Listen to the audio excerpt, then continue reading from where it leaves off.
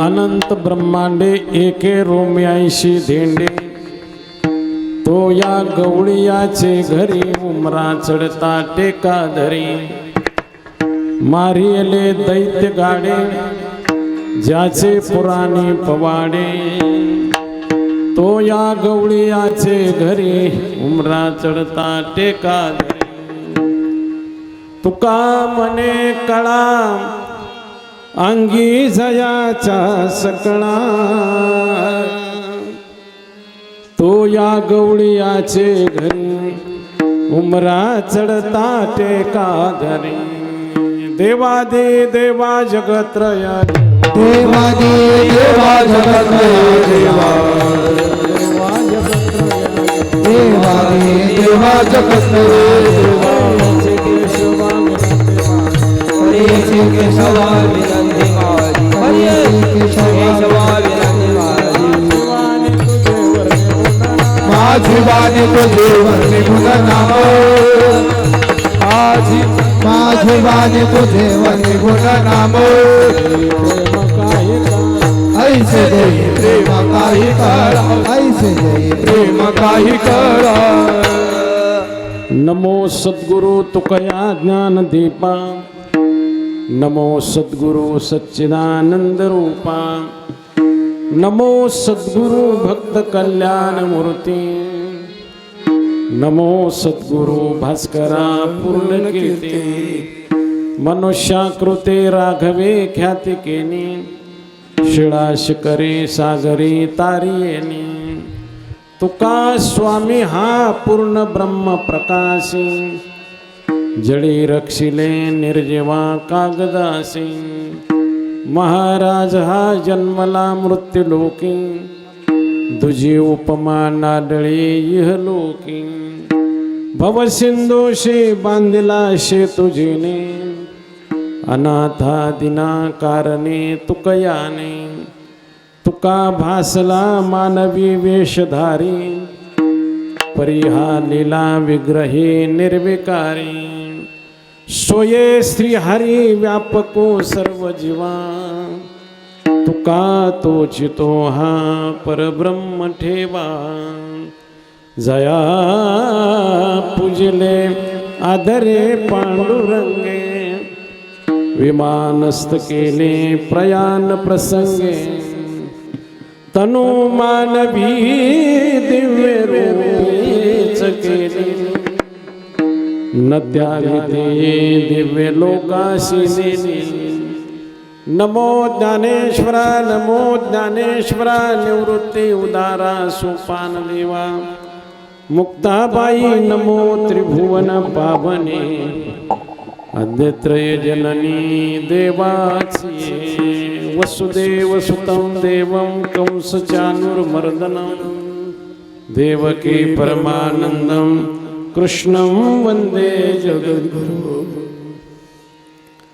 कैलासेचा देव भोळा चक्रवर्ती, कैलासेचा देव भोळा चक्रवर्ती.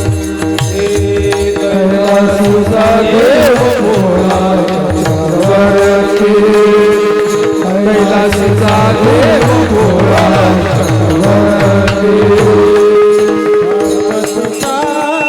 पती योगीराज, पार्वतीचा पती योगीराज.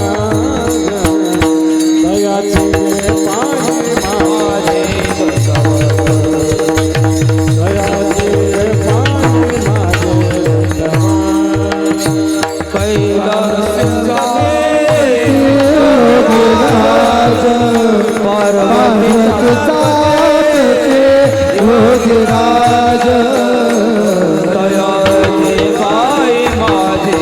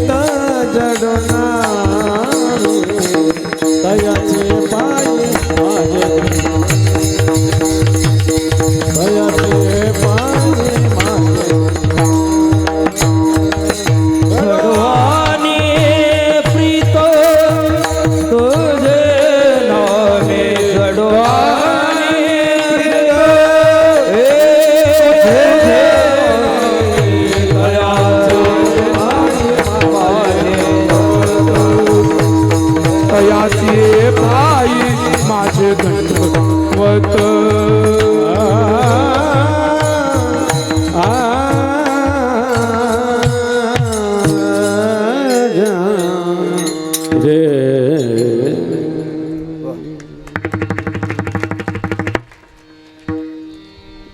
अनंत ब्रह्मांडे एके रोम्याईशी धेंडे तो या गवळीयाचे घरी उमरा चढता टेका धरी.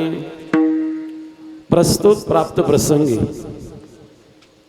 कालेच्या कीर्तनासाठी निवडलेली गवळण विश्वसंत श्री जगद्गुरु तुकाराम महाराज यांची 4 चरणाची ही गवळण आहे. या गवळणेमध्ये संत तुकाराम महाराजांनी भगवंताची व्यापकता आणि भगवंताची वत्सलता या 2 गोष्टी या अभंगामध्ये महाराजांनी वर्णन केले आहेत. भगवान परमात्मा केवढा आहे आणि तो किती लहान होतो या 2 गोष्टी या गवळणीमध्ये तुकोबरायांनी वर्णन केले आहेत. कालेच्या चिंतनाला प्रारंभ करण्यापूर्वी अल्पसा परिहार. या ठिकाणी भवरदरा या क्षेत्राच्या ठिकाणी या तीर्थाच्या ठिकाणी हा चालू असलेला भव्य आणि दिव्य स्वरूपामध्ये अखंड हरिनाम यज्ञ वर्ष 11 वर्षापूर्वी या कार्याला आरंभ झाला. ज्यांनी कार्याला आरंभ केला ते भाग्यवान आहेत. का तर जुनाट जुगादीचे नाणे बहुता काळाचे ठेवणे लोपले होते पारिकेपणे ठाव चरणी चुकाविला. आता आहे म्हणून हे असलेलं ठिकाण अत्यंत पवित्र आणि तीर्थ आहे, ते क्षेत्र आहे. दर्शनाला गेल्यानंतर असं वाटतं की आपण फार मोठ्या क्षेत्राच्या ठिकाणी आलो. आम्ही सगळ्या क्षेत्रावरती धामावरती सप्ते केले आणि सप्ते सगळ्या धामावरती केले आणि त्या ठिकाणी गेल्यानंतर दर्शनाला गेलेला जो अनुभव आला ना तो या ठिकाणी आला. असा आहे बरं का. दर्शन घेताच हा जो अनुभव आला तो फार मोठा आहे. अशी जी काही ठिकाणं असतात ती आपल्या भाग्यानं आपल्या जवळ आलेली असतात. आपलं भाग्य आहे की भगवंताच्या लीलाच अफाट आहेत, अगाध आहेत. कर्तुम अकर्तुम अन्यथा कर्तुम शक्ती त्या ठिकाणी असते. म्हणून हा भव्य स्वरूपामध्ये चाललेला यज्ञ आहे. यज्ञातील आजची ही कालेची सेवा हरिभक्तीपरायण आमचे काळे महाराज आणि श्री अत्यंत त्यांच्या साथीतील आपल्याच गावचे भूषण थोर गायक सन्माननीय अंकुशराव भवर यांनी मला फोन करून ही तारीख कळवली बरं का. आणि या ठिकाणी आल्यानंतर असा एक चांगला योग आल्याचं वाटू लागलं. दर्शन या ठिकाणी भगवंताचं झालं. परमपूजनीय नामदेव महाराजांसारख्या एका साधू पुरुषांचं दर्शनही झालं. आपण सर्व देवमान्य श्रोते माता भगिनी या ठिकाणी हा भावनेचा विषय आहे. पण काही भूमी असे त्याची ताकद असते की माणसाला ते खेचून आणतात. राज्याचे माजी मंत्री सुद्धा इथे येऊन गेले. आता जे विधानसभेचे सदस्य आहेत सन्माननीय सुरेश अण्णा धस आमदार साहेब येऊन गेले. या ठिकाणी सन्माननीय भाऊसाहेब भवर ना यांनी हे दान केलेलं वास्तू ते लोकार्पण या ठिकाणी त्याचं झालेलं आहे. आणि हा अनुपम्य असणारा सोहळा आता आपल्याला पाहायला मिळत आहे. आजचा हा पूर्णतेचा कार्यक्रम आहे. प्रसादाचं कीर्तन आहे. जीवनामध्ये 2 गोष्टी आपल्याला उंची देत असतात. त्या म्हणजे संत कृपा आणि भगवत प्रसाद. भगवंताचा प्रसाद आणि संतांची कृपा आपल्या जीवनाची उंची वाढवत असतात असं आहे. तुकोबराय म्हणतात मला या दोन्ही गोष्टी प्राप्त झाल्या. कृपा या केली संत जनी माझी अलंकारिली वाणी प्रीती हे लाविली कीर्तने तुका चरणी लोळतसे. संतांनी केलेली कृपा आणि भगवंताचा मिळालेला प्रसाद. कृष्ण नव्हे भोगी शंकर नव्हे जोगी तुका पांडुरंगी हा प्रसाद लादना. भगवंताचा प्रसाद आणि संतांची कृपा आपल्या जीवनाला मोठं करत असतात. म्हणून या ठिकाणी आज हा प्रसाद आहे, भगवंताचा प्राप्त होणारा प्रसाद आहे. म्हणून काल्याच्या कीर्तनामध्ये प्रसाद लगेच घेता येत नाही, तर भगवंताच्या लीला वर्णन करावे लागतात. भगवंताला प्रसन्न करावं लागतं आणि प्रसन्न करण्यासाठी भगवंताचं स्तवन करावं लागतं, स्तुती करावी लागते. त्याच्याशिवाय भगवत प्रसाद मिळत नाही. आणि मिळाला तरी तो आपल्या जीवनामध्ये चांगल्या प्रकारचं फल दिलं असं सांगता येत नाही. संतुष्ट होऊन म्हणून ज्ञानोबराय वर्णन करतात. आता विश्वात्मके देवी येणे वाग्यज्ञ तोषावे तोषोनी मद द्यावे पसाय दान. हे अगोदर संतुष्ट व्हा आणि नंतर आम्हाला प्रसाद द्या. म्हणून अगोदर भगवंताच्या लीला, त्या लीलांचं श्रवण आपल्याला करायचं, त्याचं गायन करायचं. त्या कथा आपल्याला तृप्त करत असतात. यन लब्धा पुमान सिद्धो भवती अमृतो भवती आणि तृप्तो भवती यज्ञात्वा मतो भवती स्तब्धो भवती आणि आत्मारामो भवती. त्या लीला आपल्याला तृप्त करणारे असतात. म्हणून त्या ज्या लीला आहेत त्या जर श्रवण केल्या तर आपला सद्भाव जागृत होतो. श्रवणे उपजे सद्भाव सद्भावे प्रगटे देव तेने निर्दळे अहंभावाय शिवदार पाव हरी कीर्ती. आणि म्हणून ज्ञानोबराय म्हणतात येत मोक्ष अशी आयता श्रवणाची माझी मंत्रेची वैरी मरे तरी वाया का बांधावी कट्यारे रोग जाय दूध साखरे तरी कडून निंब का प्यावा तैसा मनाचा मारू न करिता आणि इंद्रिया दुःख न देता येत मोक्ष असे आयता श्रवणाची मागे. म्हणून नामदेव महाराज म्हणतात कृष्ण भगवंताच्या कथा श्रवण करत असताना जो प्रश्न करतो आणि जो कथा सांगतो दोघांचाही उद्धार होतो. वक्ता श्रोता दोन्ही उद्धरती. करील जो प्रश्न सांगेल जो कथा वक्ता श्रोता दोन्ही उद्धरती. म्हणून आजचं जे कीर्तन आहे ते लीला संकीर्तन आहे. लीला संकीर्तन ज्या कीर्तनामध्ये भगवंताच्या लीला वर्णन करण्यात येतात त्याला लीला संकीर्तन म्हणतात. ज्या कीर्तनामध्ये भगवंताचे गुण वर्णन करण्यात येतात त्याला गुणसंकीर्तन म्हणतात. ज्या कीर्तनामध्ये भगवंताचं स्वरूप वर्णन करण्यात येतं त्याला स्वरूप संकीर्तन म्हणतात.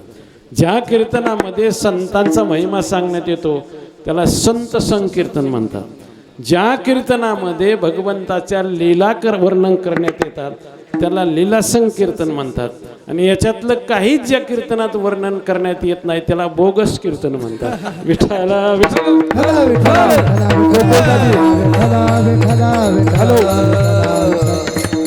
आणि म्हणून भगवंताच्या लीला काय लीला आहेत.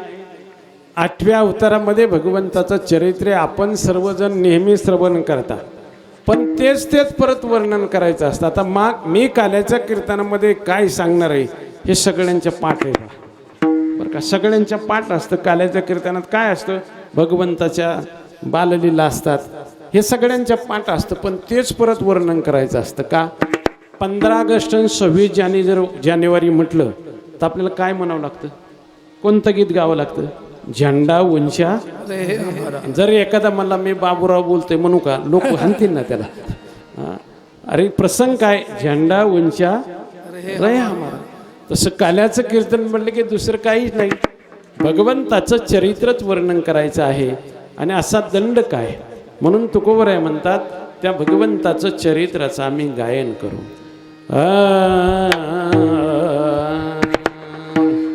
गायन तेने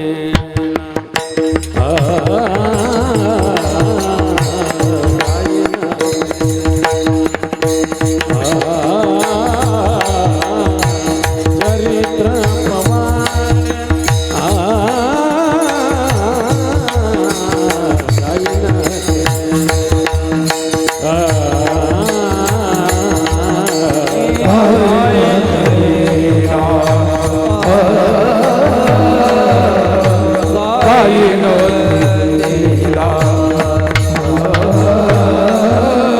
चरित्रे प्रमाणे गाईन राखले सवंगडे सैदा थोडा किती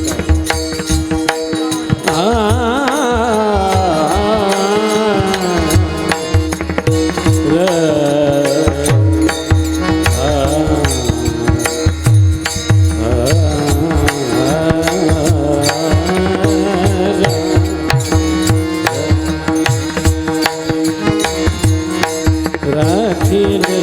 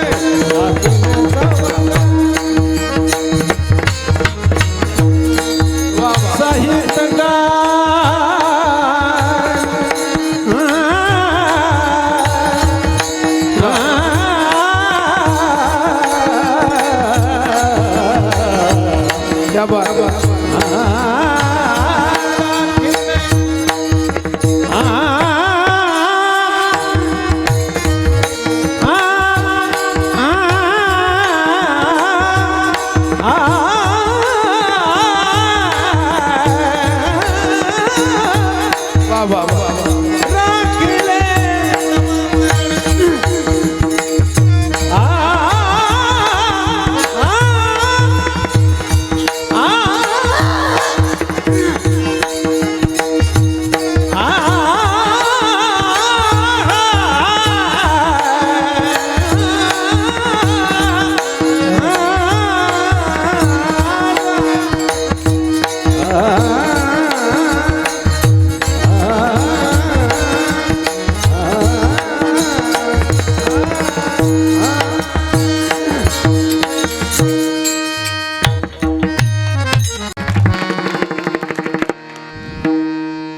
गायीनं ते लिहिला म्हणून गायलं थोडं आपण.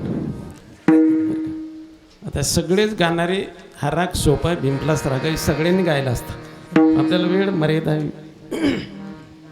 म्हणून जगद्गुरु तुकोबा म्हणतात त्या लीलांचं आम्ही गायन करू. काय लीला आहेत, भगवंताचं चरित्र आहे ते काल्याच्या कीर्तनामध्ये वर्णन करायचं आहे. चरित्राचा विचार केला तर एक चरित्र असं आहे की ते कानावर सुद्धा पडू द्यायचं नाही. एक चरित्र असं आहे की त्याचा मानवी जीवनामध्ये आचार करायचा आहे. एक चरित्र असं आहे की त्याचा फक्त उच्चारच करायचा आहे. एक चरित्र असं आहे की ते कानावर पडू द्यायचं नाही. श्रीधन नास्तिक चरित्रम न श्रवणीयम. श्रीधन आणि नास्तिकाचं चरित्र कानावर सुद्धा पडू द्यायचं नाही. एक चरित्र असं आहे की त्याचा आचार करायचा. अहिंसा, सत्य, शौच, दया, अस्तिक्यादी चरित्राने परिपालनाने. ज्या काय काय अहिंसा या तत्वाचं जीवनात पालन करायचे. कुठल्याच प्रकारची हिंसा आपल्या हातून होऊ नये बरं की याचा जीवनामध्ये जीवनभर अभ्यास करायचा. अहिंसा, सत्य, अहिंसा ज्ञानोबरावर नका. जगाची सुखोद्देशे शरीरवाच्या मानसे राहटणे ते अहिंसे रूपदान. अहिंसा, हिंसा कोणाची करत नाही. दुसरं सत्य म्हणजे आपला आचार विचार वाणी सगळं सत्य ठेवायचं. आणि असत्य बोलायचं नाही. असत्य बोलणं हा वाणीचा दोष ठरतो. असत्य बोलणं, कठोर बोलणं, वर्मस्पर्शी बोलणं आणि असंपत बोलणं हे वाणीचे 4 दोष असतात.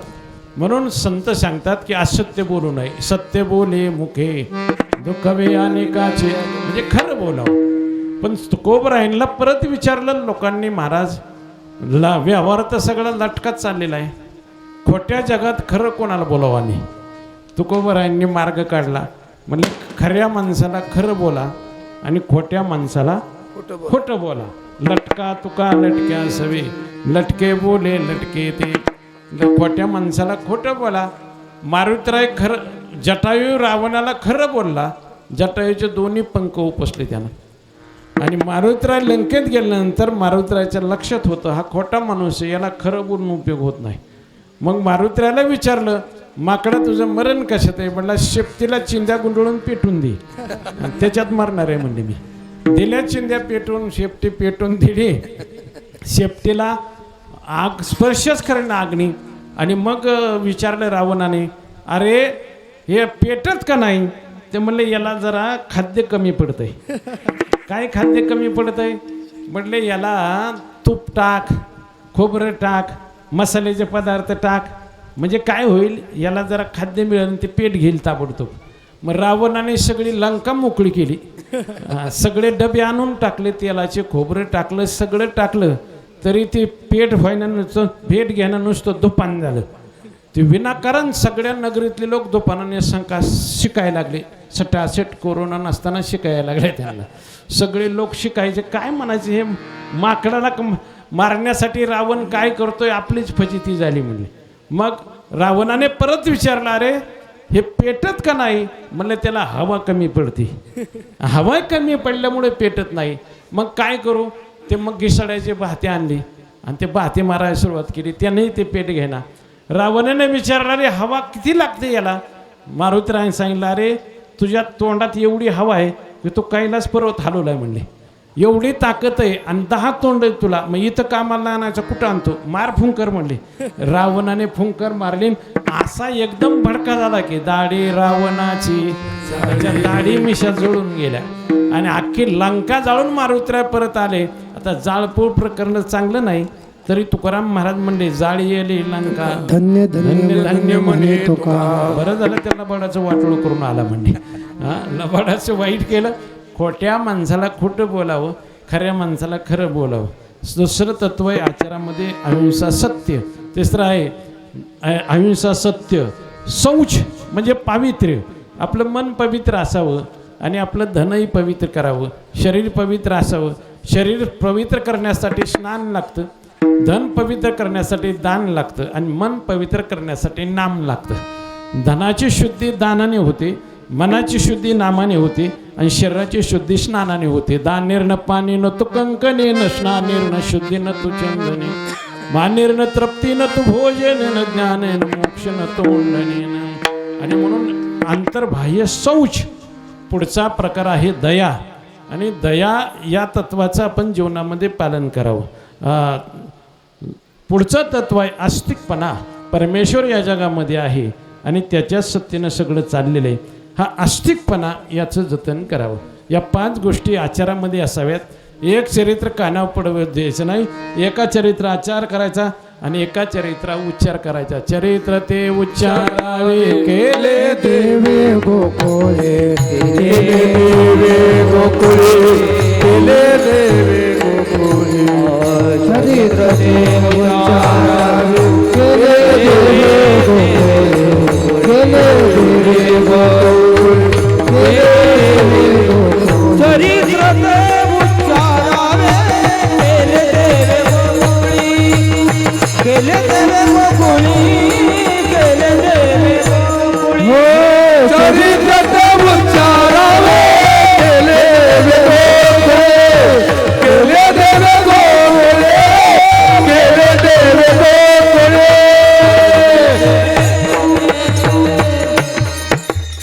चरित्र ते उच्चारावे केले देवे गोकुळे. गोकुळामध्ये भगवंतानं जे चरित्र केलं त्याचा वाणीनं उच्चार करायचा, आचार करायचा नाही.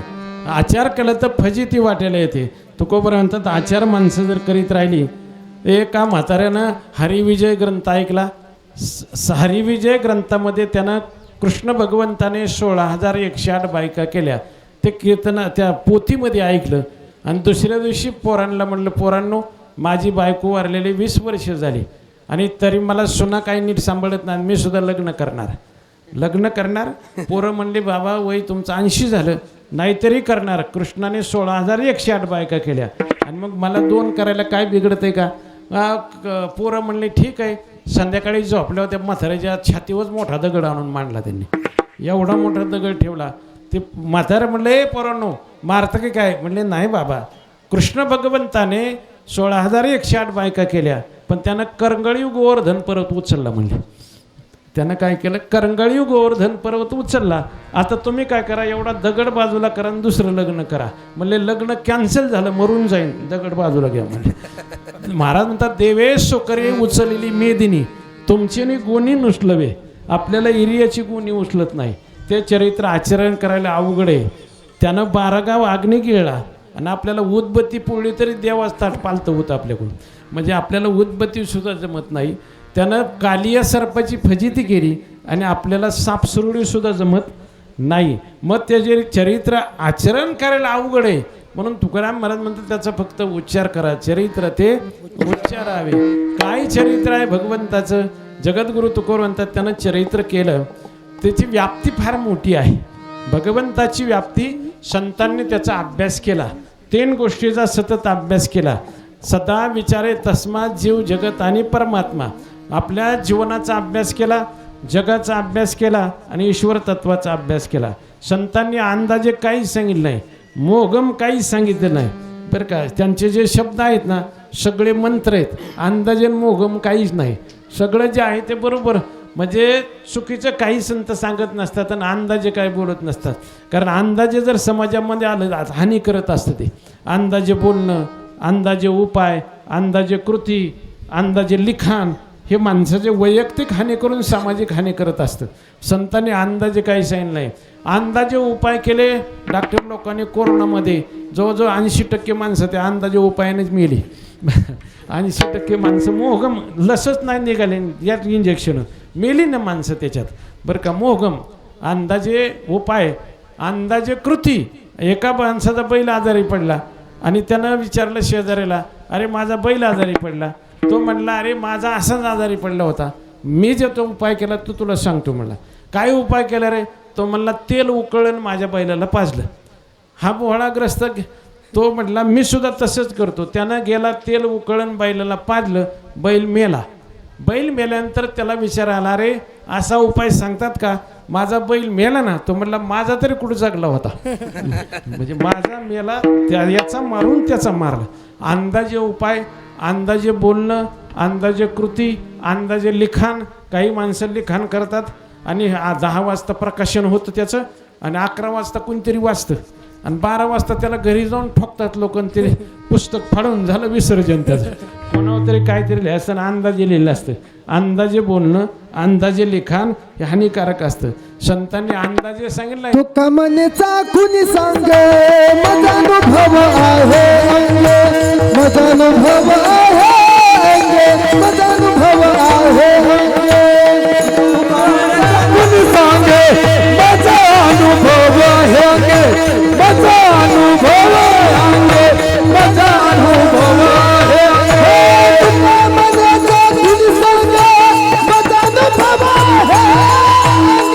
तुका मनेचा कुणी सांगे माझा अनुभव आहे अंगे, तुका मनेचा कुणी सांगे माझा अनुभव आहे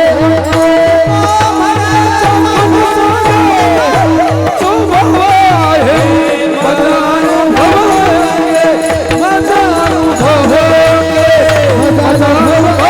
अंगे, माझा अनुभव आहे अंगे.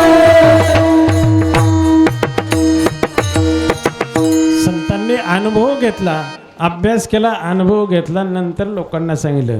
म्हणून शेवटचा टप्पा भक्तीचा अनुभव रूपम आहे. गुणरहितम कामनारहितम प्रत्यक्षण वर्धमानम अवेच्छन्नम सूक्ष्मतरम अनुभव रूपम. शेवटचा टप्पा आहे अनुभव.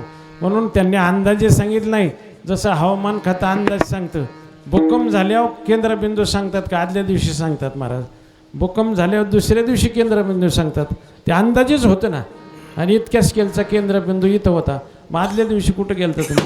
आदल्या दिवशी सांगितलं असतं तर माणसं वाचली असती ना. हां, म्हणजे मोगमच झालं का नाही? भूकंप होतो, 50,000 माणसं मरतात आणि दुसऱ्या दिवशी पेपरला आणि टी व्हीला सगळा केंद्रबिंदूच. दुसरं काहीच नाही त्याच्यामध्ये. केंद्रबिंदू इतक्या स्केलचा होता. म्हणजे होऊन जात्यात गोष्टी. काही महाराज जुने उदाहरण सांगायचे ना. आजोबाच्या ताटात नातू जेवायला बसला आणि आजोबाला नेम होता. आजोबाचा काय नेम होता? जेवताना ते बोलत नव्हते, असा कडक नेम होता. त्या आजोबाच्या ताटात नातू जेवायला बसला तर जेवता जेवता 2-3 वेळा पोरगं ओरडलं, आजोबा आजोबा थांबा. पण म्हातारं काय ऐकायला तयार नाही. जेवण झाल्यानंतर मग म्हटले, कार्ट्या मला तुला घरचा कडक नेम माझा माहीत नाही का? जेवताना मी बोलत नाही म्हणून. का ओरडला सांग. तो म्हणला, आजोबा आता सांगून काय फायदा नाही, आमटी जुराळ पडलं होतं म्हणलं. तशीच आमटी पोटात गेली तुमच्या म्हटलं. आता पोटात जुराळ गेलं सांगून फायदा काय? माणसं मिली 50,000 भूकंपाचा केंद्रबिंदू सांगितला. जुराळासारखं झालं की नाही?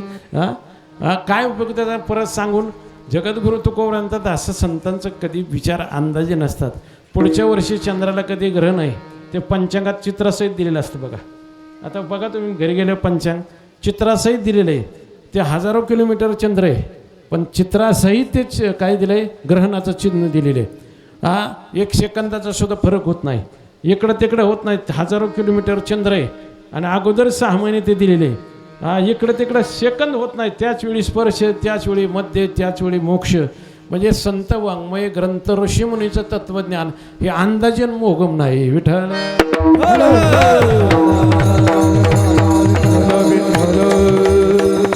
जगद्गुरु तुकोबरायांनी अभ्यास केला.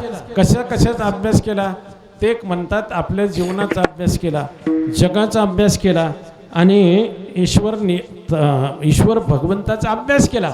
म्हणजे निर्मात्याचा अभ्यास केला, निर्मितीचा अभ्यास केला आणि आपल्या जीवनाचा अभ्यास केला.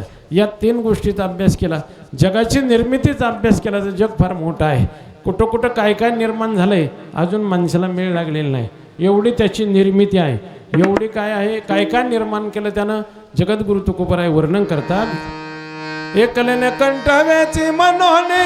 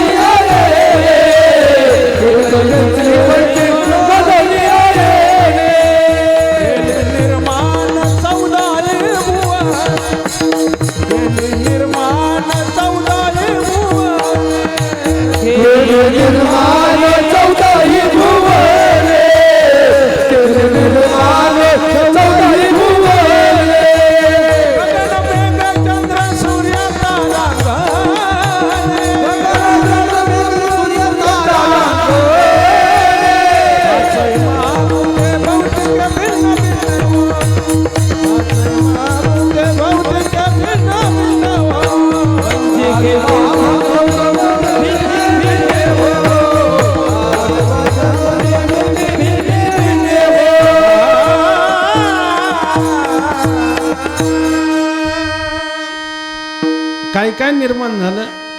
जे मूलभूत गरजा आहेत त्या प्राण्याच्या मूलभूत गरजा भगवंताने अगोदर निर्माण केल्या की माणसाला याच्यातली एकही गरज तयार करता येत नाही. पृथ्वी, आप, तेज, वायू, आकाश, चंद्र, सूर्य, मेघ आणि समुद्र हे सगळी निर्मिती भगवंताने केली असा अनुभव घेतला. तुकोबर म्हणतात मग निर्मिती जर एवढी आहे तर निर्माता केवढा आहे?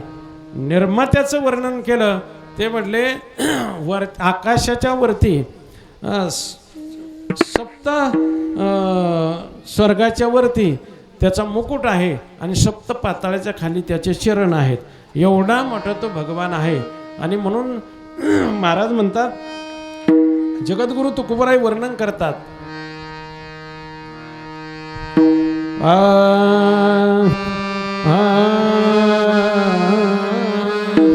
नभाचा तो साक्षी पाताळा,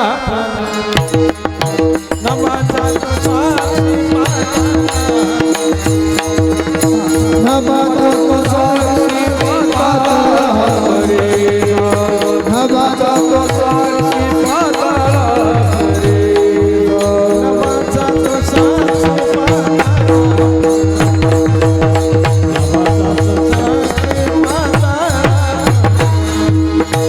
नामाचा तो साक्षी पाताळा सातो साक्षी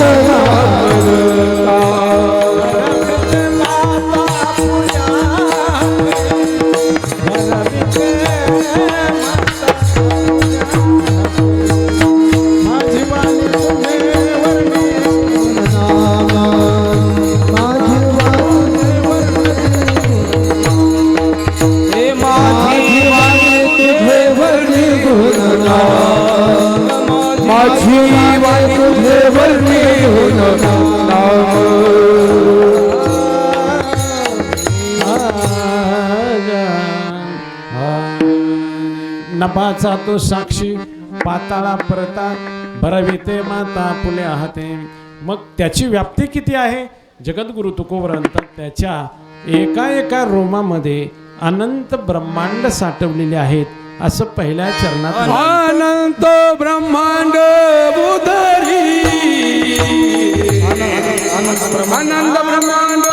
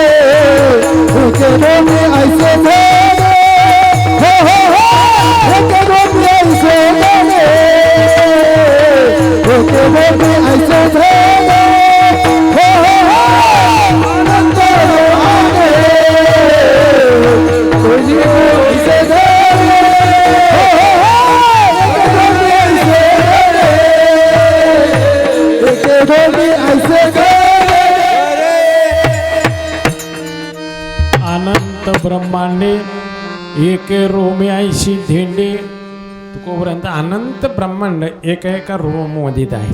एवढा मोठा तो आहे असं तो परमात्मा, त्याची व्याप्ती आहे. वर किती लोक आहेत? 7 लोक आहेत. आपण ज्या लोकात राहतो त्याला भूलोक म्हणतात. त्याच्यावर भूर लोक आहे, महर लोक आहे, जनन लोक आहे, तपोलोक, सत्यलोक, स्वर्गलोक, वैकुंठ लोक, हे सगळे वरती लोक आहेत. आणि खाली 7 लोक आहेत. आतळ, वितळ, सुतळ, तळातळ, रसातळ आणि महातळ असे खाली 7 आणि वर 7 आहेत. असा एवढ्याचा जो व्यास आहे याला म्हणतात एक ब्रह्मांड. असे अनंत ब्रह्मांड त्याच्या एका रोमामध्ये आहेत. एका एका रोमामध्ये. एक वेळ गरुडाने विचारलं होतं भगवंताला द्वारकेमध्ये, भगवान तुम्ही तुमचा जो पहिला सासरा आहे त्याला अजून लग्नाला कुठलेच बोलवलं नाही. पहिला सासरा कोण? लक्ष्मीचा पिता. लक्ष्मी कुठे निर्माण झाली? समुद्रामध्ये. हो, हा. सागर मंथनात पहिलं रत्न कोणतं निघालं? लक्ष्मी निघाली. आपण नेहमी ऐकतो लक्ष्मी कौस्तुभ पारिजात धन्वंतरी चंद्रमा. बस बस, लग्न असं सगळं म्हणलं असतं. लक्ष्मी कौस्तुभ पारिजातक सुरा. लक्ष्मी पहिल्यांदा रत्न निघालं. सागराची कन्या. गरुड म्हणला तुमचा सासरा जो सागर आहे त्याला एकाही लग्नाला तुम्ही बोलवलं नाही. किती लग्न झाली तुमची? कृष्ण भगवान म्हणले गरुडा मोठ्या माणसाची व्यवस्था आपल्याला करता आली पाहिजे तर आपण आमंत्रण द्यावं. मोठ्या माणसाची व्यवस्थाच आपल्याला नाही करता आली आपण कसं आमंत्रण द्यायचं. गरुड म्हटलं नाही आता हे लग्न आहे ना एखाद्या लग्नात बोलू ना म्हटलं. गरुड गेला सांगायला कोणाला सागराला की आता जे लग्न आहे ना त्या लग्नाला तुम्हाला मी पत्रिका द्यायला येईल तुम्ही या लग्नाला या. सागर म्हणला परत पत्रिका विसरून जाईल लगेच येतो म्हणलं. परत काय ध्यानात राहायचं तुमच्या लगेच येतो. गरुड पुढे आणि सागर माग गावाची गावं बुडायला लागली. गरुड पळतच गेला कृष्ण भगवंताला सांगितलं भगवान हे तुमचा सासरा माग आला माझ्या. अरे पण तू सांगायलाच कशाला गेला. तो म्हणला मला वाटलं की सहज आपलं आमंत्रण द्यायला जावं नंतर बोलावं. ते म्हणले नंतर बोलवतो म्हणले पण ते लगेच मागं आलं म्हणले. आणि असं आलं की गावाची गाव बुडायला लागले. आता काय करायचं. गरुडा मी तुला सांगितलं होतं की मोठ्या माणसाची व्यवस्था होत नसते. आता काय करायचं. आता म्हणले आता तुम्हीच काहीतरी करा. बरं आपल्या शरीराचा एक केस उपटला कृष्ण भगवंतांनी पुढे फेकला आणि सांगितलं सासऱ्याला म्हणा याच्यात बसा. ते आकाश सागर त्याच्या खपून गेला. आकाश सागर खपला जागा शिल्लक राहिली. गरुड म्हणला हे काय जादू केली तुम्ही. म्हणजे गरुडा माझी जादू अशीच आहे मी एवढा मोठा आहे एवढा मोठा आहे. मग तुम्ही एवढं लहान का झाला. तुमच्यासाठी लहान झालं म्हणजे मोठी माणसं लहान होतात काही कारणासाठी होत असतात तशी होत नसतात. म्हणून माधव भक्तवत्सलहा असं त्याचं वर्णन आहे. जगद्गुरु तुकोरंत त्याच्या एका रोमामध्ये अनंत ब्रह्मांड साठवलेले तो एके रोमे 80 धेंडे अनंत ब्रह्मांडे एके रोमे 80 धेंडे. पण तोच भगवान एवढा लहान झालेला आहे की गवळ्याच्या घरी नंदाच्या राजवाड्यामध्ये त्याला उंबरा चढण्यासाठी टेकन देण्याची पाळी येऊ लागते. असं दुसऱ्या तो या गवळीयाचे घरी तो या गवळीयाचे घरी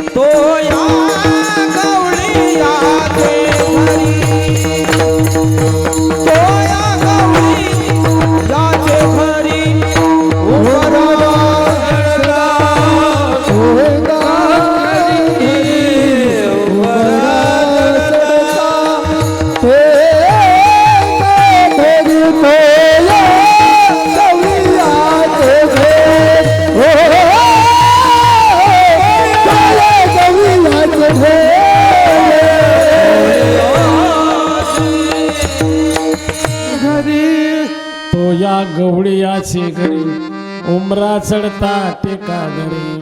भगवंताचं रूप एवढं लहान आहे की त्याला उमरा चढता येत नाही. इकडे ब्रह्मांड साठवून एका रोमामध्ये अनंत ब्रह्मांड आहेत. पण तोच तुकोबराय म्हणतात काय करतो उमरा चढण्यासाठी त्याला टेकन देण्याची पाळी येऊ लागली. उमरा चढता टेका धरी तो या गवळीयाचे घरी. जो मोठा आहे तो एवढा लहान झालेला आहे. मग लहान आहे म्हणून तेवढ्यावर थांबला नाही तर मग असंख्य दैत्य त्यानं मारलेले. तुकोबराय म्हणतात मोठाले दैत्य मारले आणि लहानपणीच मारले.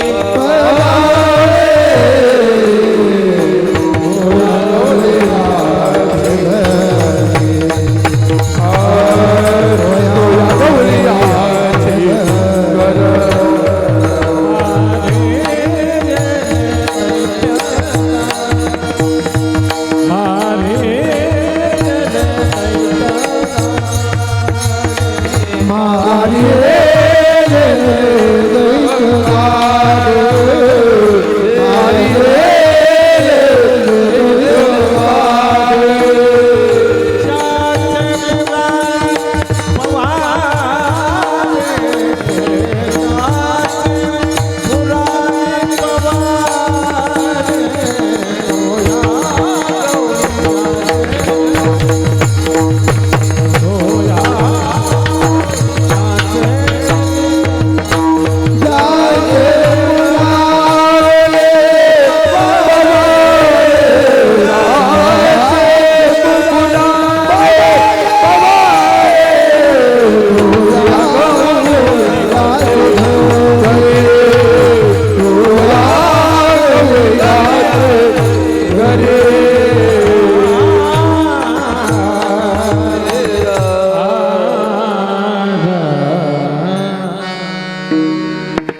मारियेले दैत्य गाडी ज्याचे पुराणे पमाडे. मोठमोठाले दैत्य मारले. कोणते कोणते मारले? कृष्ण भगवान गोकुळामध्ये बालरूपाने आलेला आहे. आकाशवाणीनं पूर्वी कंसाला सांगितलं, 8वाईचा पुत्र वधील तुझशी ऐकोन मानसी क्रोधावला. कंसाला सांगितलं होतं देवकीचा 8वा मुलगा तुला मारणार आहे. कंसाने ते ऐकलं होतं आणि कृष्ण भगवान गोकुळामध्ये आलेलं त्याला समजलेलं होतं. मग त्यानं काय केलं? कृष्ण भगवंताला मारण्यासाठी मोठमोठाले दैत्य पाठवले. त्यानं सभा घेतली आणि सभेमध्ये एकच विषय मांडला की माझ्या जीवनाला धोका आहे, माझा शत्रू गोकुळामध्ये वाढतोय. कॅबिनेट मंत्रिमंडळाच्या बैठकीमध्ये ठराव घेतला, जो माझ्या शत्रूला मारून येईल त्याला 10 गाव जहागिरी देण्यात येईल. अशी पूर्वी जहागिरीची पद्धत होती. आता ती जहागिरी गेली बरं का. हां, लोक म्हणतात जहागिरी गेली, आता काय राहिलं? काय करायचं आपल्याला बरं का. जहागिरी, पूर्वी जहागिरीची पद्धत होती. 10 गाव जहागिरी देण्यात येईल. त्यावेळी कंसाच्या मंत्रिमंडळातून एक महिला उभी राहिली आणि तिनं सांगितलं लहान मुलाला मारायचं काम आहे, हे मोठ्या माणसाचं नाही. मग हे महिलांनाच ते शक्य होतं. मी जाते आणि तुझ्या शत्रूला मारून येते, तू मला जहागिरी देऊन टाक. कंस म्हणला लगेच लिहून देतो, पण गोकुळात कशी जाणार तू? ती म्हणली अशीच जाणार. अशी जर गोकुळात गेली तर गोकुळातल्या स्त्रिया वेगळ्या आहेत आणि तुझा चेहरा फार वेगळा दिसतोय. तुझा चेहरा म्हणजे समोरासमोर ॲक्सिडेंट झालेला ट्रकसारखा दिसतोय आणि असा चेहरा विद्रूप दिसतोय आणि तू गोकुळात जायची, तुला लोक ओळखतील. तिनं सांगितलं काळजी करू नको राजा, मला रूप बदलता येतात, मायाही विद्या येते. तिनं तोंडावून हात फिरवला आणि देवांगना दिसायला लागली होती. सुंदर देवांगना, जशी काही स्वर्गातून उतरली अशी देवांगना दिसायला लागली. चांगल्या प्रकारची साडी घातली, तशाच प्रकारचा पीस घातला, तशाच प्रकारच्या बांगड्या घातल्या, तशाच प्रकारचं कुंकू लावलं. हे सगळं सारखं, आताच्या भाषेत काय म्हणतात त्याला? हे सगळं सारखं घातलं बघा. काय म्हणतात त्याला? शृंगार. मॅचिंग ते मॅचिंग म्हणतात ना. आता ते मॅचिंग म्हणजे आता इकडं खेड्यापाड्यात बरं आहे, आपलं शहरात फार भाजीपर्यंत गेलंय. ती भाजीपर्यंत मालकाने कामावून आल्या पाहिजे मंडळीच्या अंगावर कोणतं पातळ आहे. जर पिवळं पातळ असेल तर ठरवायचं घरात बेसन केले आणि हिरवं असेल तर भाजी केली ठरवायचं बरं का. हे मॅचिंग म्हणजे पूर्वी अशा, आता सुधारणा झाल्या झपाट्यानं. पूर्वी अशा सुधारणा नव्हत्या. आता पूर्वी काय व्हायचं, पाणी आडा विहिरीव कुठेतरी जावं लागत होतं. आता योजना निघाली आणि पाणीच मालकाच्या दारात येते. आणि जर नळ चालू राहिला तर झोपाळू मानक असलं तर गाद्या भिजून पाणी घराच्या बाहेर निघते. म्हणजे अशा सुधारणा झाल्या, पुढं पाण्याच्या सुधारणा झाल्या. आता यंत्रसुद्धा निघाली बघा. स्वयंपाक करायची यंत्र निघाली. एकाच भांड्यात 3 प्रकारची भाजी शिजायला लागली. अशा सुधारणा होत गेल्या. पूर्वी पाणी पाहुणे आले तर फुलपात्र तांब्यानं लोक पाणी द्यायचे. आता तसं नाही. आता काय करतात, 1 इंची पाईप जोडला आणि सगळ्याच्या पुढे फिरू देतात. ज्यांना तहान आहे त्यांनी प्या. अशा सुधारणा होत गेल्या झपाट्यानं बरं का. एकाच भांड्यात 3 प्रकारची भाजी शिजते, फक्त शिट्टीवर ध्यान ठेवायचं बरं का. आता एक मशीन निघालं आहे. ते मशीन असं निघालं आहे, एका बाजूला डाळ, एका बाजूला गूळ, एका बाजूला कणिक टाकलं आणि बटन टाकलं की पोळीच तयार होऊन निघते बरं का. अशा सुधारणा झाल्या. ते हेअर कटिंग सलूनचं सुद्धा मशीन निघालं आहे बरं का. नुसतं डोकं त्याच्यात अडकवायचं आणि तुम्हाला कटिंग करायची का, मिशा कमी करायचे का, दाढी करायची का, ते बटन आहेत. त्याला बटन दाबायचं आणि बटन जर चुकलं तर इथूनच खलास होते बरं का. ते विज्ञान उत्पादन रूपाने आशीर्वाद आहे पण आश्र रूपाने मारक आहे बरं का. 5च मिनिटात पाणी तापतंय पण करंट उतरलं की त्याच पाण्यानं शेवटची आंघोळ बरं का. असं आहे. सुधारणा झाल्या. 5 मिनिटात पाणी तापतंय. आता ते पुरणपोळीचं यंत्र निघालं. एका बाजूला डाळ गूळ टाकलं की पोळी तयार होऊन निघते. बटन टाकलं की पोळी तयार होते. काही दिवसाने याच्यात सुधारणा होणार आहे. भूक लागलेला माणूसच मशीनमध्ये घालण्यात येणार आहे. बटन दाबलं की जेवून किराण खाऊन पुढं हां. सप्त्याच्या टायमाला बरं का महाराज असेच असणारे 2-4 मशिनी आणून मांडायच्या. वारकरी उचलायचा आणि त्याच्यात टाकायचं. बटन दाबलं जेवून तयार. नारळ की पुंडली कवरदे हरी. त्या पुतणेनं त्यावेळी PhD मिळवली बघा. तिनं काय केलं सगळे श्रंगार तर केले पण स्वतःच्या स्तनामध्ये विष भरलं. तिनं स्वतःच्या स्तनात विष भरलं. आता विष आपल्या रोम रान सोडलं ना वरून तरी आत प्रवेश करत असतं. पण तिनं केवढा अभ्यास केला. तिने स्तनात विष भरलं आणि कृष्णाला मारण्यासाठी गोकुळाकडे निघाली बरं का. तिला त्याचं काही झालं नाही. गोकुळात आल्यानंतर मात्र तिनं लहान लहान मुलं उचलायची आणि ती पाजायची. एक गोट घेतला की मुलगा मरायचा. दीन दुर्बळाची मारित बालके करिता ती शोक मायबाप. तिने ट्रेनिंग वारी बरीच मुलं मारली गोकुळातली. आणि मग नंदराजाच्या राजवाड्यासमोर गेली. जाऊन उभा राहिली. उभा राहिल्याबरोबर यशोदेने दाशीने पाहिलं तिच्या अंगावर फार अलंकार होते. हातात गळ्यात कानात नाकात सगळं सोनच आणि असं वजनदार ते व्यक्तिमत्व दिसायचं.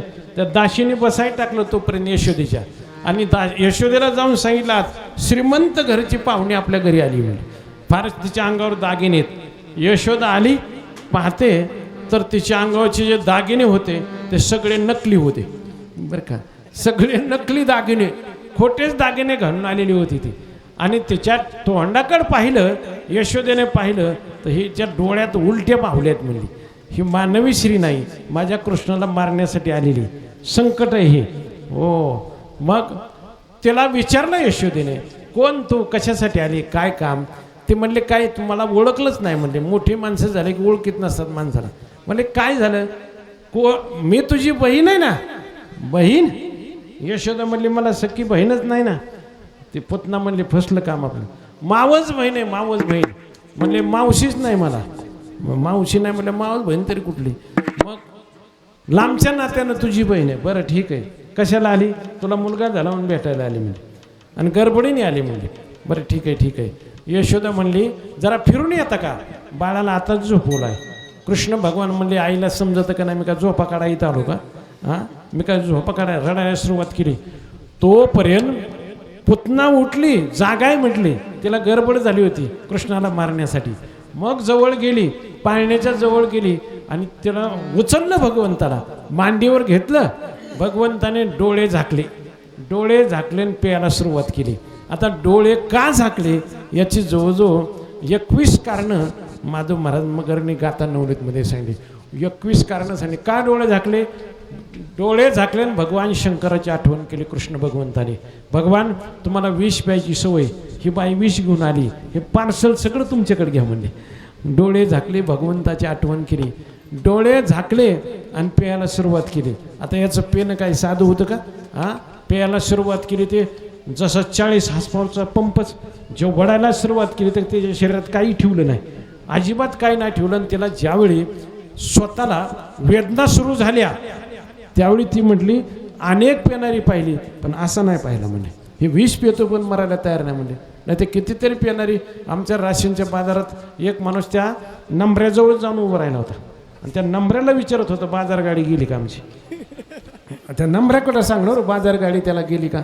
त्या नंबऱ्यावर जोरात लात मारल्यावर गुडघ्यापासून पाय मोडला. आमच्याजवळ माणूस होतो अजून बी. अशी माणसं खूप असणारी पाहिली.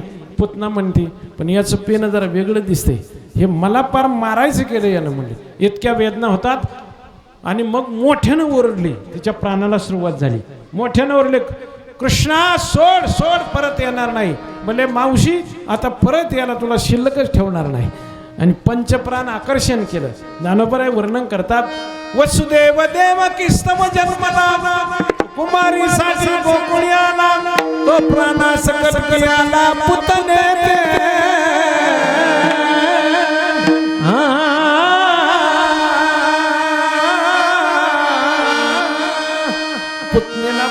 सकट पिऊन टाकलं भगवंताने आणि धाडकन शरीर जमिनीवर पडलं. आवाज कशाचा झाला म्हणून धावत आले तर कृष्ण भगवान वरती, यशोदा नंद राजा हे पळत आले. पाहतात तर याला शिडी लावून खाली काढलं, पण वळतात पण हे वासरू आकडायला तयार नाही, मेलं तरी सोडायला तयार नाही त्याला. आणि मग खाली घेतलं. यशोदेने जमिनीवरची माती घेतली आणि त्याच्या कपाळाला लावली. बरं झालं देवाने तुला वाचवलं म्हणले. हा, बरं झालं देवाने वाचवलं. भगवान म्हणले देवानेच मला वाचवलं. जगद्गुरु तुकोबर म्हणतात असे बलांडे दैत्य त्याने मारले. मारिले दैत्य गाडी का आणि त्याचे पुराणे पवाडे. अतिरेक झाला की दैत्याचा नाशच होऊन जातो. अतिरेक झाला ना, कुठलीही गोष्ट अशी आहे अतिरेक होईपर्यंत थांबते. अतिरेक झाला की ती मनानेच नाशास प्राप्त होत असते. अति कोपता कार्य जाते लयाला, अति लीनता पात्र होते, अति ते कोणतेही नसावे, सर्व काही प्रमाणात जेवताना लोक म्हणतात अति कोपता कार्य जाते लयाला, अति रागवलं तर कार्याचा नाश होतो. अतिलीनता पात्र होते भिकेला, अतिलीन मानव बनला तर भिकेला पात्र होतो. अति ते कोणतेही नसावे, सर्व काही प्रमाणात असावे. अतिरेक झाला की ते नाशास कारण ठरते.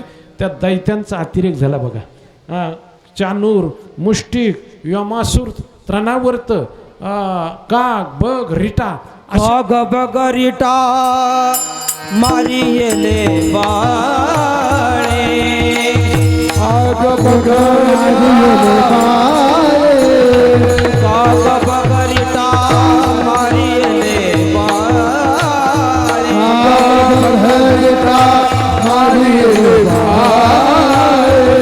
अवघ्य दैत्य खानी बुडविली, अवघी दैत्य खानी बुडविली, अवघे दैत्य खाणी बुडविले, अवघे दैत्य खाणी बुडविले.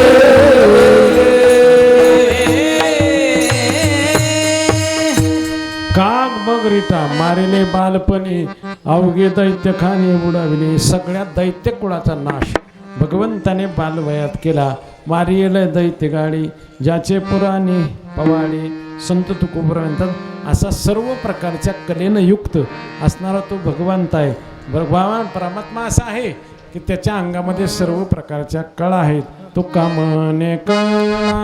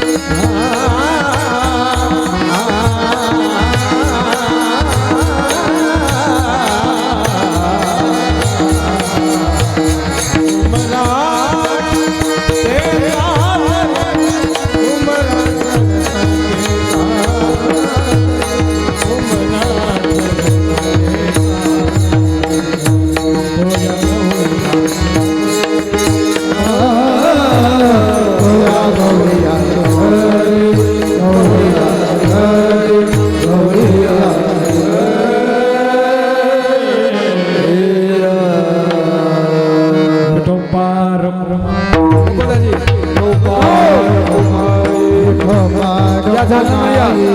भाऊसाहेबांना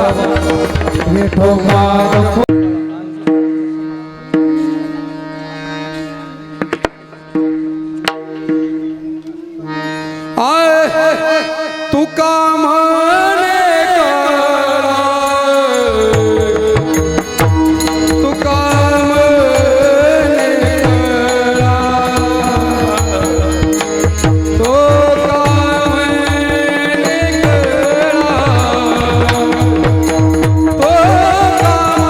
म्हणे कळा तुका म्हणे कळा तुका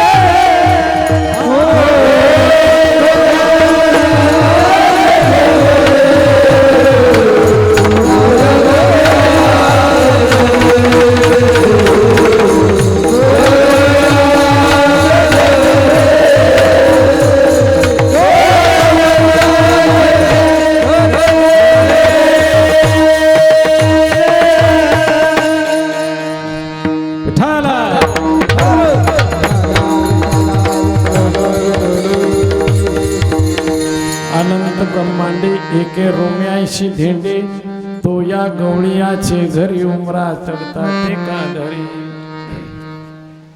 संत जगद्गुरु तुकोबा म्हणतात भगवंताने बालवयातच सगळे दैत्य मारले का. भगवंताची शक्ती अशी असते, अतिरेक जगात झाला की ते कोणत्या रूपाने प्रगट होऊन कोणाचा कधी नाश केले हे सांगता येत नाही. माणसाला पुढचं भविष्याचा काळ कळत नसतो.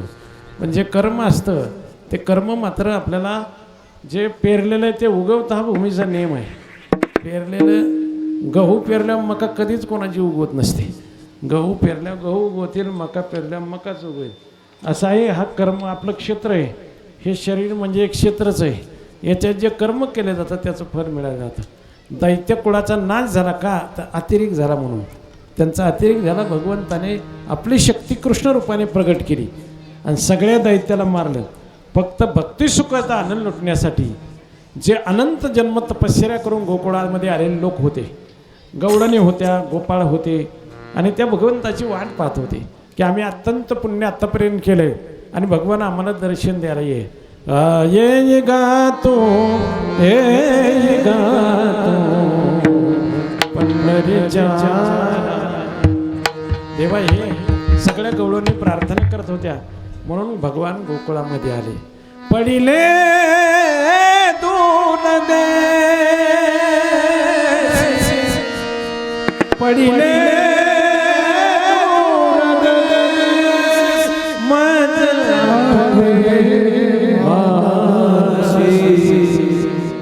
पडिले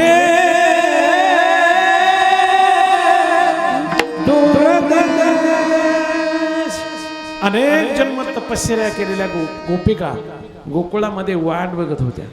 गोपाळ वाट बघत होते आणि भगवान गोकुळामध्ये ज्यावेळी आले सगळ्यांना आनंद झाला. तुकोपर्यंत त्यांच्या पुण्याचं वर्णनच करता येत नाही. त्यांच्या पूर्व पुण्या कोण लेखा करी जे हे तो मुरारी खेळविना. त्यांच्या पुण्याचं वर्णन करता येत नाही. असे जे गोपाळ होते ते गोपाळ अनन्य भक्त होते आणि भगवंताने मग सगळे लहान लहान गोपाळ एकत्र केले, संघटना तयार केली. कारण संघटनेशिवाय शक्ती निर्माण होत नसते.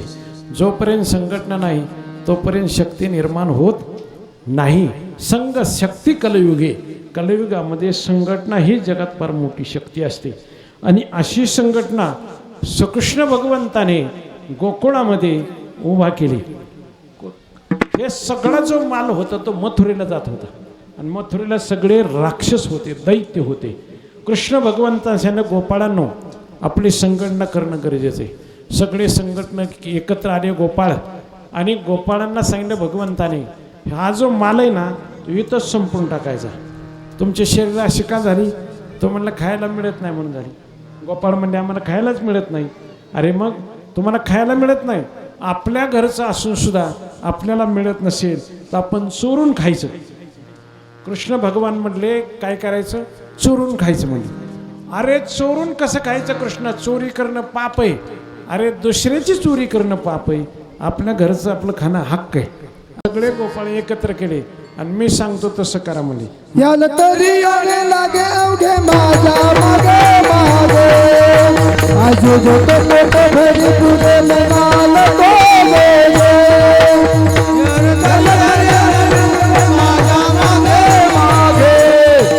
आजू जो तो मोठे घरी तुझे मनाला तो गेले.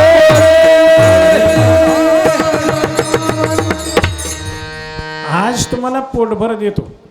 आतापर्यंत तुम्हाला खाण्याचा कधी योग आला नाही.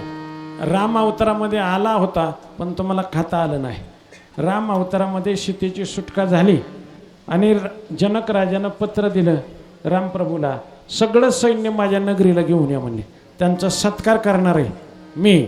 असं आहे माझ्या मुलीची सुटका होण्यासाठी यांनी खूप प्रयत्न केले म्हणून या सगळ्यांना घेऊन या. रामप्रभूनं पत्र वाचलं. ते म्हणले माझं सैन्य सत्काराच्या लायक नाही पण आलंय सासऱ्याचं पत्र म्हणून जातो. सगळे वानरं घेऊन गेले आणि मग स्वयंपाक तयार केला, मंडप लावला मोठा जनक राजानं. आता ते राणेचे पाले खायरा नेवाने केले लंकेश्वरा. ज्ञानोबराय म्हणतात ती रानातली पाला खाणारी माकडं आहेत, यांना काय करणार सत्कारण समारंभ. मग ते माकडं आल्याबरोबर ते मांडवावर चढायला लागले, कोणी जिरमळे ओढायला लागलं, कोणी बांबू हलवायला लागलं.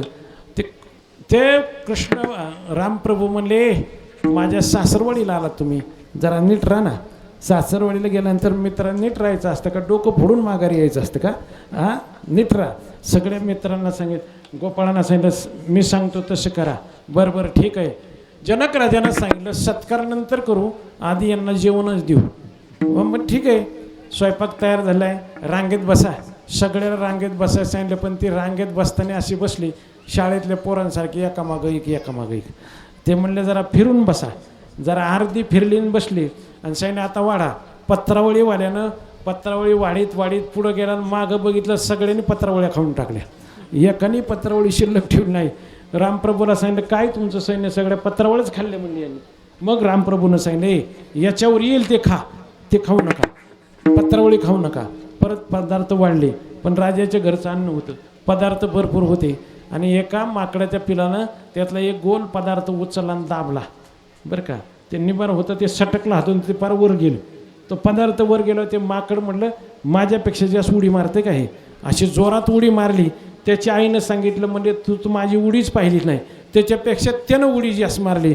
आणि शेजाऱ्या पाजाऱ्या माकडाने विचार केला वानराने इथं उड्या मारून जेवण्याची पद्धत दिसते. आणि सगळी वानरं उड्या मारायला लागली. तोंडात एकाला घास घालता नाही आला. रामप्रभू सांगतात, कृष्ण भगवान म्हणतात की त्या अवतारात तुम्हाला प्रसंग आला होता, पण तुम्हाला खाता आलं नाही. आता मी सांगतो तसं करा, माझ्या मागं या. आजी देतो पोट भरी पुरे म्हणाल तो वरी. प्रत्येक घरचा एक एक गोपाळ होता. एक जसवंती नावाची गवळण आहे आणि त्याचा एक मुलगा त्याच्यात सामील होता. त्यानं सांगितलं माझ्या घरी माल भरपूर आहे आणि उद्घाटनच माझ्या घरी करू ना म्हणलं. सगळे गोपाळ एकत्र आले, त्याच्या घरात शिरले. गवळण बाहेर गेली होती. सगळं दही दूध तर खाल्लंच खाल्लं, पण दुधाने फोडून टाकली, शिंके तोडून टाकली. नाथ महाराज वर्णन करतात, शिंकेची तोडीतो, शिंकेची तोडीतो, मडकेची फोडीतो, करी नवनीताचा सडा, देवाचा देव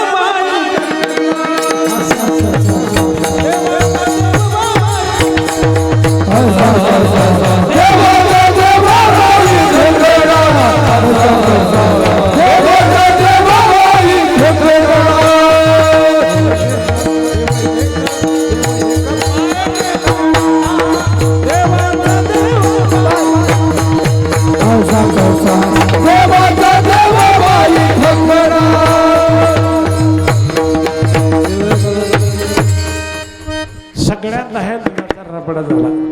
गवळण बाहेरून आली. पाहते तर काय दिसलं, पाहते गवळणी तवते पालते दुधानी. कोणी केलं म्हणा, ते नंदाची पोरी आली चोरी केली. नंदाच्या मुलाने चोरी केली.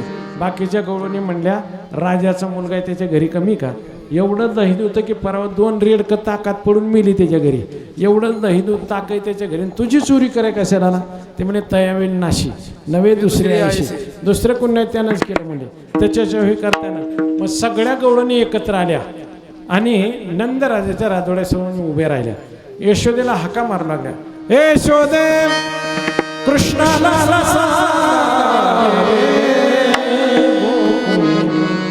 राहावे का जावे.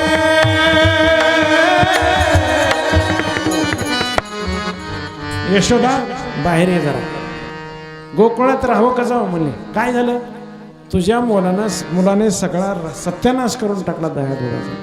यशोदा म्हणले माझा मुलगा अजिबात खोडकर नाही, तुम्ही विनाकारण माझ्या मुलावर आळ घेता म्हणले.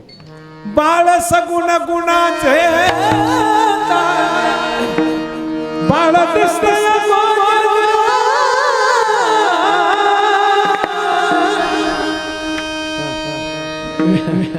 विको नका वाढू, माझ्या नरड्यात विको आहे ओरिजिनल.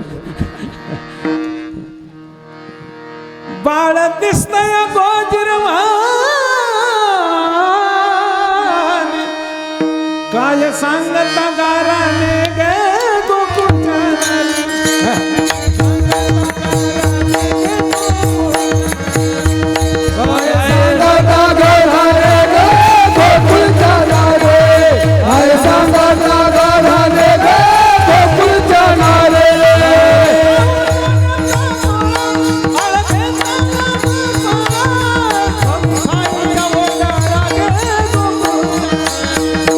मिठाईच्या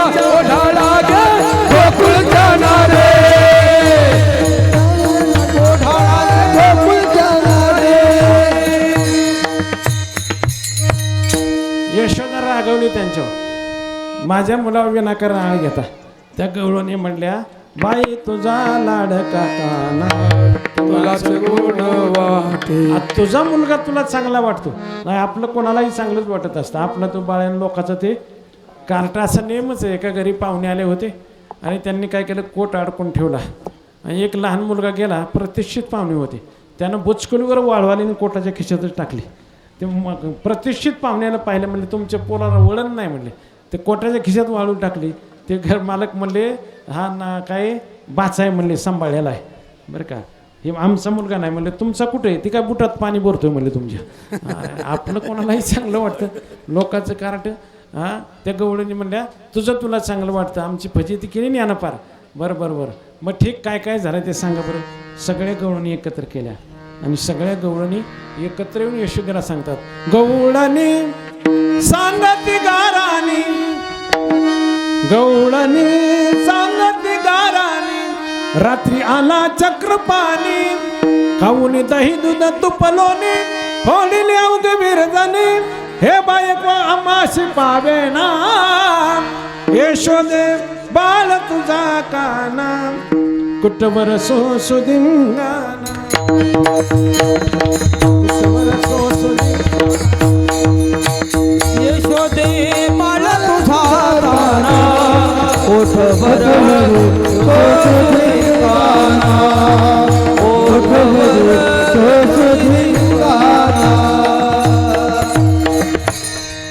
बाल तुझा काना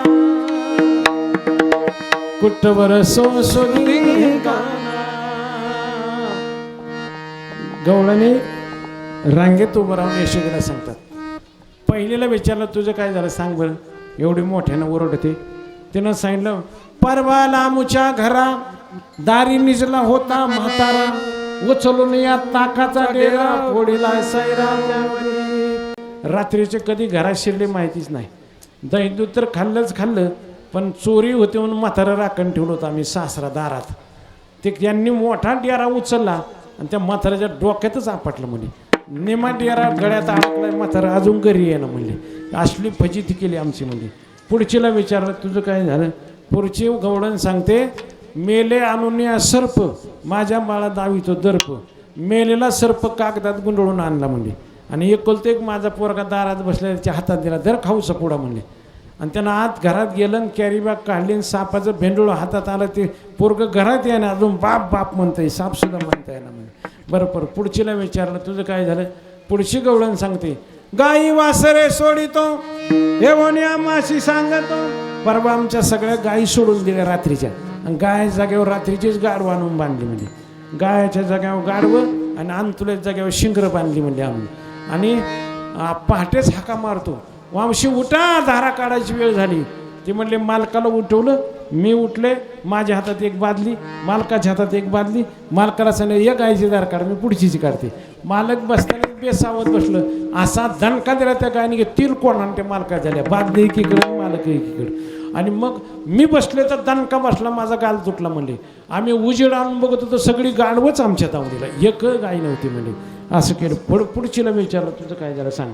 तिसरी आले धावणी येणे बाई काय केली करणी पतीची दाढी माझी वेणी दोहीची गाठ मारून गाठ बाई कोणाची सुटेना यशोदे बाळ तुझा काना कुटवर सोसू धिंगा.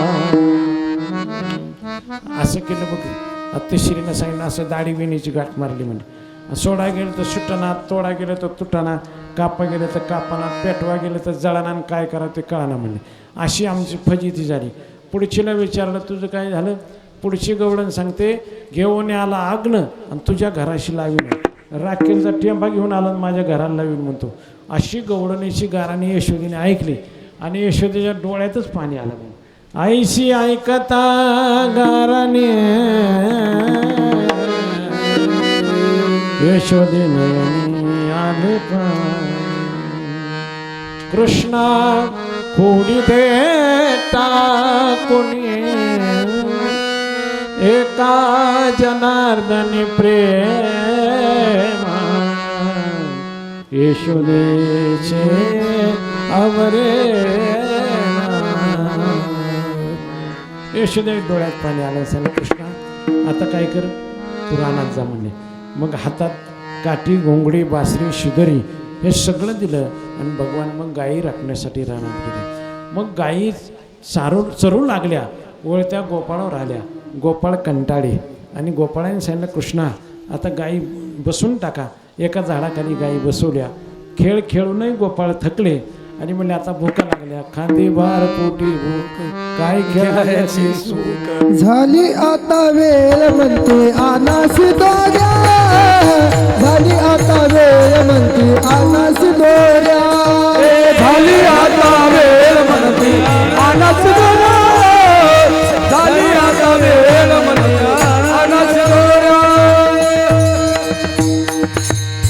काम सारोनी सकळ आले अवघे गोपाळ, झाली आता वेळ म्हणती आनाची दोऱ्या. सगळ्यांच्या शिदोरी एकत्र आणल्या. बरं ते एका धर्माचे नव्हते बरं का, सगळे गोपाळ वेगळ्या वेगळ्या जातीचे होते.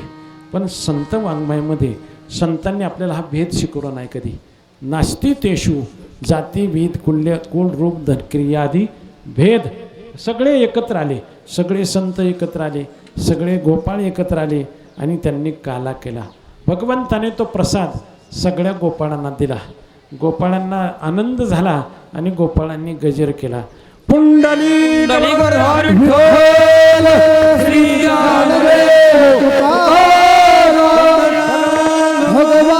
की जय. गोपाळ तृप्त झाले, गजर केला आणि श्रीकृष्ण भगवंताला प्रार्थना केली की हे भगवान आता परत कुठं काला मिळेल आम्हाला, या जन्मात घेतला काला तुझ्याबरोबर, आता म्हणले हा प्रसाद वाळवंटात करू आपण, पौर्णिमेला काला करू, तुम्ही या, आणि नाही जमलं तर मग गावात सप्ताह करा आणि त्याच्यात काला खा बरं का. म्हणून हे काय करा, बवर दर्यात या आणि काला खा बरं का, असं देवाने सांगितलं. देव या ठिकाणी आले आणि आपण सर्वजण काला खाण्यासाठी या ठिकाणी एकत्र आलो. आणि म्हणून असा असलेला काला कृष्ण भगवंताने गोपाळांना दिला. त्याला 5037 वर्ष झाली बरं का. या काल्याला किती वर्ष झाली? 5037 वर्ष झाली बरं का. असं ते जुनाट काला आहे हा. 5000 वर्ष झाली. आपल्या देशावर अनेकांनी राज्य केली पण काला कोणालाच बंद करता नाही आला. साधू संतांनी तो जागृत ठेवला म्हणून आपल्या वाटेला आला बरं का. असं आहे तो तितका झाला. कलयुगाचा काळ आहे 4,32,000 वर्षाचा. किती वर्षाचा आहे? 4,32,000 वर्षपर्यंत कलयुग आहे. त्याच्यातले फक्त एवढी वर्ष मागं पडल्यात, 5,500 वर्ष मागं पडलेत. अजून एवढा काळ आहे. आता पाठीमागं पेपरला आलं होतं की 12-12ला जग बुडणार आहे बरं का. हे अल्पबुद्धीचा प्रकार आहे. 12-12 आपल्या मनाने, आपली बुद्धीच किती लहान आहे हो. आपल्याला व्यापक काय कळतं? हां, व्यापकता आहे फक्त संत वाङ्मयामध्ये आणि ऋषीमुनींच्या तत्त्वज्ञानामध्ये. सामान्य माणसाला हे कळत नाही. 12-12ला जग बुडणार आहे. गेले 12-12 होऊन गेले, जग कुठं बुडत असतं का? याच्या 4,32,000 वर्षाचं काळ आहे. म्हणून कृष्ण भगवंताने त्या काळात जो काला दिला, तो प्रसाद दिला, सगळ्या गोपाळांना एकत्र करून दिला. बघा, सगळ्यांनी एकत्र या, संकट व्हा. आणि कलियुगामध्ये ही मोठी फार शक्ती आहे. आणि एकत्र येऊन तो काला भगवंताने दिला. त्यांना जो आनंद मिळाला, साधू संतांनी तो आपल्यापर्यंत आणून पोचवला आणि याचा सर्वांना लाभ होऊ लागला. असा असणारा काला जगद्गुरु तुकोबाराने त्यांचं वर्णन केलं. अनंत ब्रह्मांडी एके रोमे 80 धेंडे, तो या गवळीयाचे घरी आणि उमरा चढता टेका घरी. असा अल्पशा बुद्धिमत्तेप्रमाणे आजचा हा काल्याचा जो प्रसंग आहे तो संपन्न झालेला आहे. आणि या ठिकाणी आमचे अंकुशराव महाराज बहोर आणि आमचे हरिभाऊ महाराज काळे, त्याचबरोबर नामदेव महाराज परमपूजने आधी करून सगळे यांचं देवीदास महाराज ना, देवीदास महाराज बर्डे सर्वांनी. आणि हेच पक्वाच्या तर फार चपळ आहे आणि असं तडकाफडकी वाजू नये आणि सुंदर वाजवतात. बघा, ही कला काही सहजासहजी प्राप्त होत नसते. गाण्याची असू द्या, वादनाची असू द्या बरं का. ही कला अशी आता महाराज सुंदर गायले बरं का. तुम्ही कीर्तन करायला गाणं अत्यंत आवश्यक असतं. आणि ज्याला कीर्तनाला गाणं नाही ना, त्याने प्रवचन केलं पाहिजे. नामदेव महाराज म्हणतात सप्तस्वरी करी कीर्तन अनेक नलगे साधन. 7 स्वरात तुम्ही कीर्तन करा. नाही ते जे स्वर नसलेले कीर्तन करायचं ना, हे टाळ करायचा जीव घेतात. स्वतःची ताकद नसते आणि टाळ करायचा जीव घेतात. आणि मग ते पाकिट घेताना मग म्हणतात टाळ करायला 2,000 द्या गायना आणि आम्हाला 40,000 द्या. यांना 2,000 दिले पाहिजे आणि 40 यांना दिले पाहिजे या गायक वादकाला. सगळे यांचा जीव आणि काय माल आहे संत तुकाराम महाराजांच्या ज्ञानेश्वर महाराजांचा सगळा माल आहे. आपल्या घरचं काय आहे याच्यामध्ये हां. म्हणून गायन वादन याच्या कला आहेत ह्या आत्मसात करणं अत्यंत गरजेचे आहेत. आणि तो विषय लहानपणापासून असला तर तो आत्मसात होतो, तसा होतच नाही बरं का. एकदम वय झालेली माणसं बरेच आता बऱ्याच कीर्तनकार झाले लोक बरेच आणि हरिपाठ पाठ नाही बरं का. काकडा पाठ नाही, हरिपाठ पाठ नाही, एकादश नाही, सोमवार नाही. आणि तुकाराम महाराज काय म्हणतात आता पुढच्यानी कानठळी दिली पाहिजे ठेवून तुकाराम महाराज काय म्हणतात, अरे तू एकादश धरीत नाही हां, तुला सोमवार माहीत नाही, तुला वारी माहीत नाही, हरिपाठ पाठ नाही. आणि तुकाराम महाराज काय म्हणतात, तुकाराम महाराजांनी हेच सांगितलं तुझ्यासारख्या कीर्तन करायला ठोकलं पाहिजे हां. असं आहे समाजात जबाबदारी असते आपल्यावर. येत वडील जे जे करती तया नाम धर्म ठेविती येर तेची अनुष्ठिती सामान्य सकळ. करत्या माणसावर गावाची जबाबदारी असते, तर संप्रदाय चालवायचं म्हणलं की जबाबदारीने चालवावं लागतं. म्हणून त्याच्यासाठी कलेची गरज आहे सर्वांकडे. या कला कधी येते याच्यात वाहून घेतल्याशिवाय येतच नसते बरं का. वारकरी संतांचा सहवास लागतो, वारकरी संतांचा सहवास लागतो, वारकरी लोकांचं भजन ऐकलं पाहिजे आणि त्याच्यातूनच रागदारी तयार होत असते बरं का, तशी होत नसते असं आहे. म्हणून या ठिकाणी सर्व साथीनं आता हे किती मुलं लहान लहान बघा यांचा काळ किती चांगला जाणार आहे. आज याची गरज आहे बघा, या किती काळ चांगला जाणार आहे यांचा. यांना सहवास चांगला मिळाला वेळीच. ज्याला वेळेस सहवास मिळत नाही आज उद्ध्वस्त झालेत कुटुंब समाजामध्ये, उद्ध्वस्त झाली. त्यांना प्रपंच करता येत नाही, परमार्थ करता येत नाही आणि काहीच नाही हो. आपल्या जबाबदारी विसरून गेले. 10वीची 9वीची पोरं दारू प्यायला लागली हो आज. आणि काय पुढचं भवितव्य आहे. बरेच कुटुंब उघडे झालेत हां, देवाला वाय माणसं राहिली नाहीत. आणि अजून 10-5 वर्षाचा काळ जर असाच गेला तर 50% कुटुंब उघडी पडणार आहेत. म्हणून याची गरज आहे बघा आता याची. भक्त प्रल्हादाने याच वयात मुलांना सांगितलं कौमारो आचरित प्राज्ञ धर्मान भागवताने दुर्लभ मानुष्य देहोलदभ्यम ध्रुवमदर्थम. भक्त प्रल्हाद सांगितलं बाळगांनो बालवयात भागवत धर्माचं आचरण करा. मनुष्य मिळणं दुर्लभ आहे, मनुष्य देह मिळणं दुर्लभ आहे. अशाच जीवन आहे. वेळेस सावध व्हा आणि त्या परमेश्वराची भक्ती करा. आपला स्वाभिमान राखण्यासाठी, आपल्या कुळाची कीर्ती राखण्यासाठी, आपल्या कुळाला समृद्ध करण्यासाठी आणि याची अत्यंत गरज आहे. तरणा भाग्यवंत आणि नटे हरिकीर्तनात. तुकोबा म्हणतात तरणा मुलगा जर याच्यात आला तो भाग्यवान झाला. त्याने आपल्या धन्य कुळ धन्य याती धन्य जन्म पुढतं पुढती. त्याचं कुळ धन्य आहे, त्याचा काळ धन्य आहे. म्हणून आताही इथून पुढे पूर्वी गावागावात ग्रंथ असायचे, पोते असायचे, मुलांना संस्कार असायचे. आता हे मोबाईलने टी व्हीने काही ठेवलंच नाही बरं का. आणि त्याच्यात काही चांगलं कोणी बघायला तयार नाही. आणि म्हणून आता या ठिकाणी हे अधिष्ठान आहे आपल्याला. काय अधिष्ठान आहे या ठिकाणी, भगवंताचं अधिष्ठान आहे. अधिष्ठानाच्या ठिकाणीच तरुण आला पाहिजे बरं का. आता इथं तरुण वर्ग आहे त्यांना धन्यवाद देतो. इथं सगळ्या जबाबदारी तुमच्यावर आहे. आता आपल्या भारत देशामध्ये इतका तरुण आहे की बाकीच्या देशाला खाली मान घालायला होत होतो बरं का. इतका तरुण आहे भारत देशामध्ये. म्हणून ते सकाळवाल्याने पेपरच काढला तरुण तरुण भारत असं आहे. आपला तरुण आहे, तरुण आपला काही करू शकतो एवढी शक्ती त्याच्यामध्ये. फक्त दिशा योग्य मिळाली पाहिजे. योग्य दिशा मिळाली की त्याच्या जीवनात योग्य फल मिळत राहतात. आणि म्हणून संप्रदाय वारकरी संप्रदाय हे शिकवतो आपल्याला. माता माऊलींना सुद्धा हे शिकवतो की त्यांना संस्कार द्या.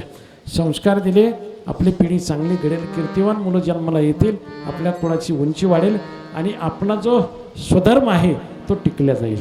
असो सर्वांच्या स्मृत झालेली सेवा भगवत चरणी समर्पित करतो आणि या ठिकाणी पूर्ण तुकाराम तुकाराम. स्थान एवढं मोठं चांगलं आहे की इथं म्हणजे येईपर्यंत कळत नाही की इथं असं असेल म्हणून. आम्ही गाडी वरती लावली, इथं आल्यानंतर आम्हाला दिसलं हे फार कृपेचं स्थान आहे बरं का. आणि तुम्ही सगळे मिळून, तुमची श्रद्धा तर आहे पण ही श्रद्धा तुमची वृद्धिंगत व्हावी बरं का, असे परमेश्वर चरणी प्रार्थना करतो. होतो ते गाजे मी भरी विठ्ठल जय जय विठ्ठल जय विठ्ठल जय जय. शिंकेला जय जय होतो ते गाचे पसरोनी गडे वाहत्या धारा घ्या रे दोही चावकटा तुम्ही हारे दोही गडे मुख पसरोनी तुका म्हणे हाती तुकानी कळवणे एका तुम्ही हारे दोही गडे मुख पसरोनी कंठे धरिला कृष्ण मनी अवघातने प्रकाश खादा वाटोई कमी का वैष्णवनिका संग्राम वाकोलिया ब्रह्मादिका वत्तमलोकादात तुका म्हणे भूमंडळी आम्ही बळी बिरवाडी खादा वाटोई कमी का वैष्णवनिका संग्राम बोलेले